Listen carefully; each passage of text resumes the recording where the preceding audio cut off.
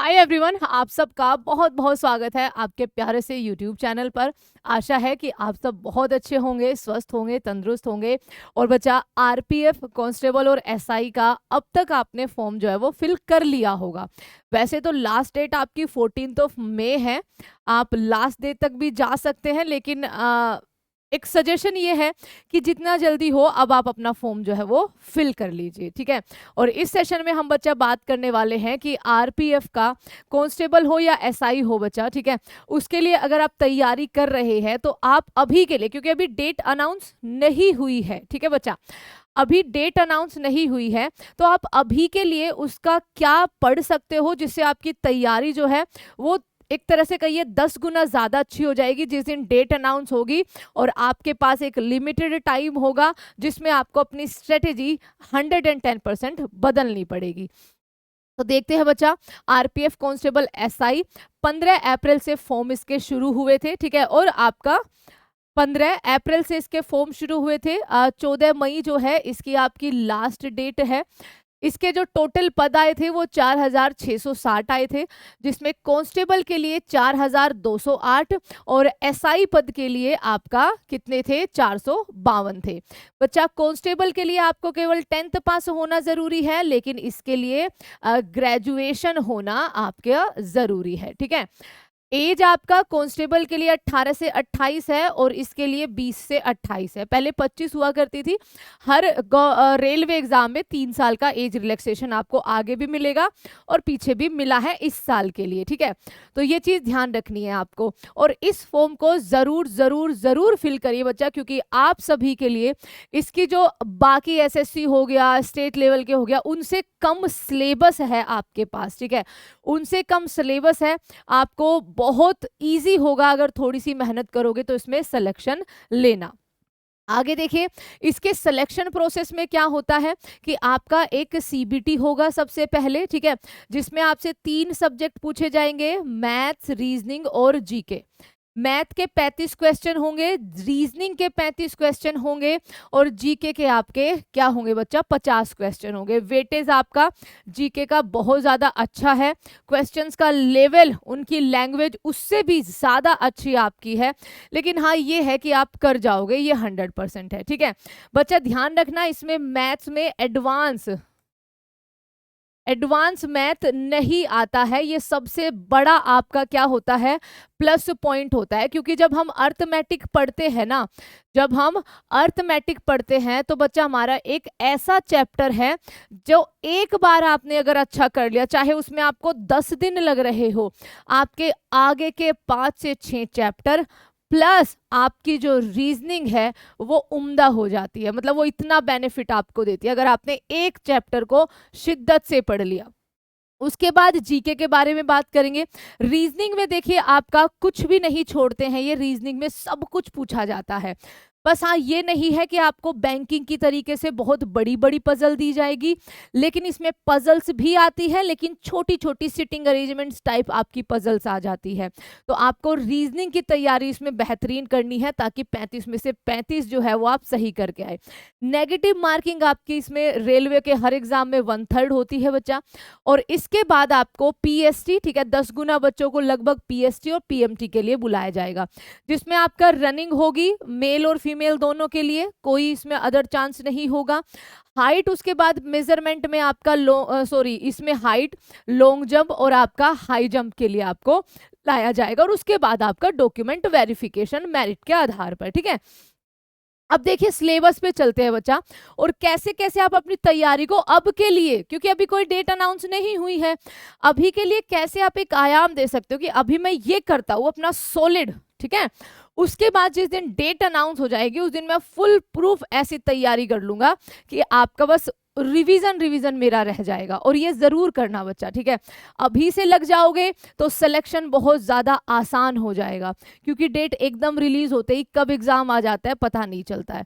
तो देखिए, सबसे पहले आपका जीके का ही सिलेबस है। सबसे नंबर 1 आपको जो अपनी प्रायोरिटी पर रखना है कि आपको डेली करंट अफेयर, जहां से आपका मन करे, ठीक है, आपको डेली करंट अफेयर की क्लास सबसे पहले लेनी है। इसको अपनी फर्स्ट प्रायोरिटी पे रखना है और डेली आपको नोट्स बनाने हैं, ठीक है। डेली आपको नोट्स बनाने हैं, या फिर सिंपल करिए, क्या सिंपल आपको देखो बेस्ट तो डेली वाला रहेगा, या फिर जो आपकी साप्ताहिक पत्रिका जो आपका बहुत हर जगह आपको बुक स्टोर पर मिल जाएगी, वो लाइए और उसको हफ्ते का एक दिन ऐसा रखिए कि आपको यही पढ़ना है, बाकी डेली वाला ज़्यादा बेस्ट रहता है बच्चा, ठीक है। उसके बाद जो दूसरा आपको फोकस करना है कि ठीक है रेलवे की हम तैयारी शुरू कर रहे हैं, क्योंकि बच्चा देखो आपका हिस्ट्री हो गया, पॉलिटी हो गया, इकोनॉमिक्स हो गया, है ना, और ज्योग्राफी हो गया, इनमें आपको पूरा डीप कॉन्सेप्ट पढ़ना पड़ेगा, मतलब बहुत टाइम टेकिंग होते हैं, ठीक है। उसके बाद कहीं जाके आप इनके क्वेश्चन सोल्व कर पाओगे। स्टैटिक जीके एक ऐसा पोर्शन है जिसको आपको हद से ज्यादा डीप नहीं, केवल याद करते हुए चलना है। तो आपको, और आज के टाइम पे स्टैटिक जीके का अपना अलग रोल भी है, ठीक है, बहुत ज्यादा पूछा जाता है, तो आपको अपनी दूसरी प्रेफरेंस देनी है स्टैटिक जीके में आपका यहाँ पर, ठीक है बच्चा, स्टैटिक जीके में आपको आर्ट्स एंड कल्चर को, ठीक है, हर तरह के बच्चा सबसे ज्यादा आजकल यही पूछे जा रहे हैं, ठीक है, आर्ट एंड कल्चर को।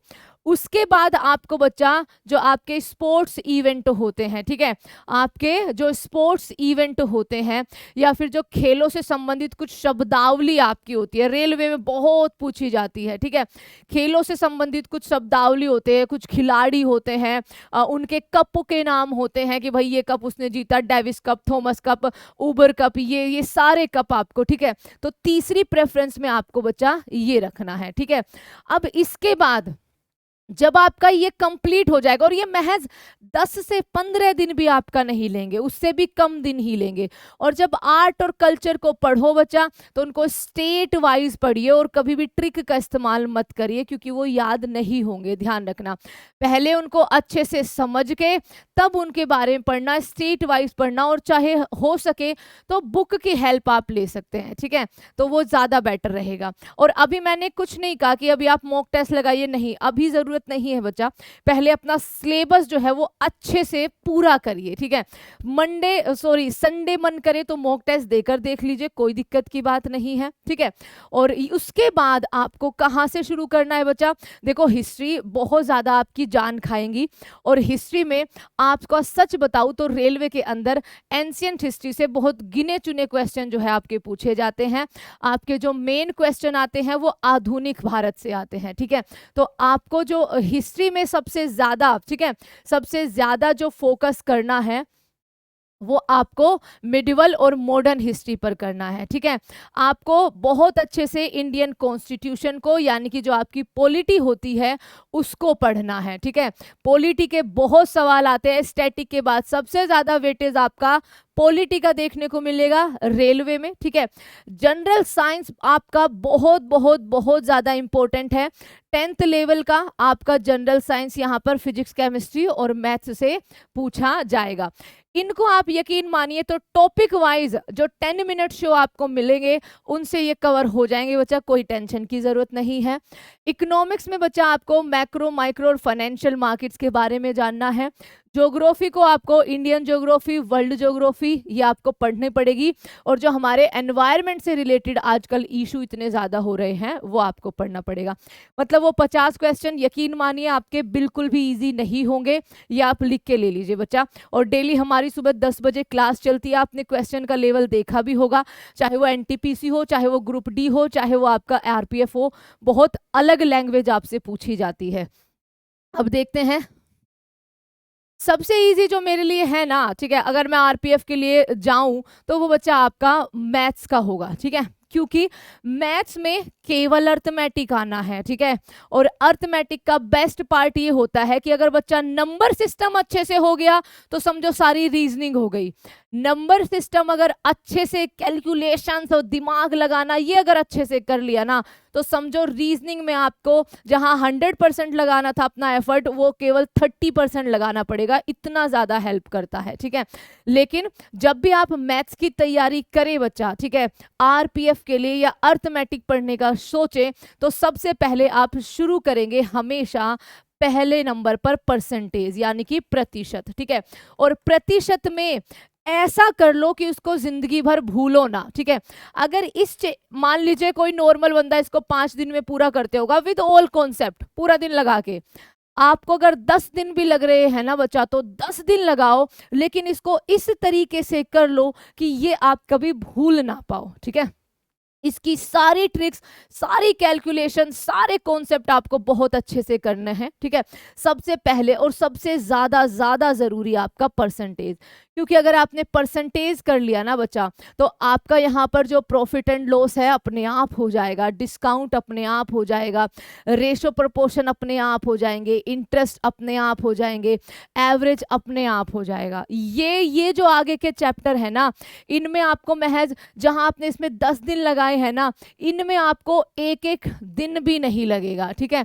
इनमें आपको एक एक दिन भी नहीं लगेगा। एक रेशो और प्रोपोर्शन भी है, बिल्कुल, हाँ ये रहा।